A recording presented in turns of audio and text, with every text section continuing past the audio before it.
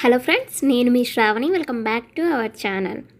ఈరోజు మన ఛానల్లో ఎంతో మృదువుగా ఉండే టేస్టీగా ఉండే ఇడ్లీలని మినప ఇడ్లీలు ఎలా తయారు చేయాలో చూసేద్దాం.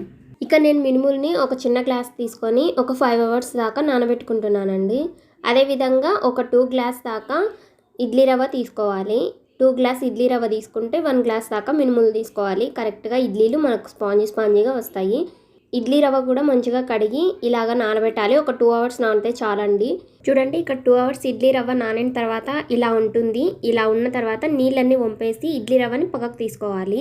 మినపప్పు మిక్సీలో వేసి కొన్ని నీళ్ళు పోసి బాగా మనం వడకి పిండి ఎట్లా వస్తుంది అలా కొంచెం గట్టిగా మిక్సీ పెట్టుకోవాలి.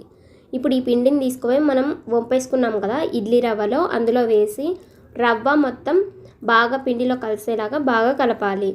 ఎలా అంటే మొత్తం అంతా కలిసేసి ఇలాగ నేను చూపిస్తున్న విధంగా గట్టిగా ప్రెస్ చేసుకుంటూ బాగా పిసకాలి. చూడండి, ఈ కన్సిస్టెన్సీలో ఉంటే చాలు ఇడ్లీ రవ్వ. ఇడ్లీ పిండిని నైట్ అంతా మూత పెట్టేసి పిండిని బాగా పులగనివ్వాలి. చూడండి, మార్నింగ్ మూత తెరిచి చూస్తే పిండి మొత్తం ఇలా పులిసి ఉంటుంది. ఇలా బాగా పొంగి ఉంటుంది పిండి. ఇలా ఉంటే మనకి ఇడ్లీలు బాగా పొంగి బాగా మృదువుగా వస్తాయి.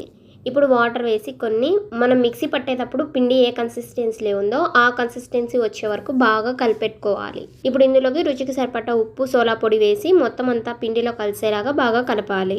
చూడండి, మనం మిక్సీ పట్టినప్పుడు పిండి ఏ కన్సిస్టెన్సీలో ఉందో ఇప్పుడు కలిపినప్పుడు కూడా పిండి అదే కన్సిస్టెన్సీలోనే ఉండాలి. ఇలాగ పిండి ఉంటేనే మనకి ఇడ్లీలు బాగా స్పంజీగా వస్తాయి అన్నమాట. ఇప్పుడు ఇడ్లీ ప్లేట్కి ఆయిల్ అప్లై చేసి ఒక్కొక్క దాంతో ఇడ్లీ పిండిని వేసేసి మరుగుతున్న ఇడ్లీ పాత్రలో పెట్టేసేయాలి. ఒక 15 మినిట్స్ పెట్టండి చాలు, ఇడ్లీలు మంచిగా ఉడుకుతాయి. ఇక నేను ఇడ్లీలోకి కాంబినేషన్గా టమోటా చట్నీ చేస్తున్నానండి, బాగుంటుంది టేస్ట్ అనేసి. ఇక్కడ నేను బుడ్డల పొడిని ముందుగానే మిక్సీ పట్టుకొని స్టోర్ చేసుకుంటానండి. మార్నింగ్ టిఫిన్ చేసేటప్పుడు త్వరగా అయిపోతుంది అనేసి. చూడండి, ఒక 15 మినిట్స్ తర్వాత మన ఇడ్లీలు కూడా రెడీ అయిపోయాయి. ఇలాగ చేసుకుంటే ఎంతో టేస్టీగా స్పాంజీగా ఉంటాయండి. నోట్లో వేసుకున్న వెంటనే ఇడ్లీలు కరిగిపోతాయి.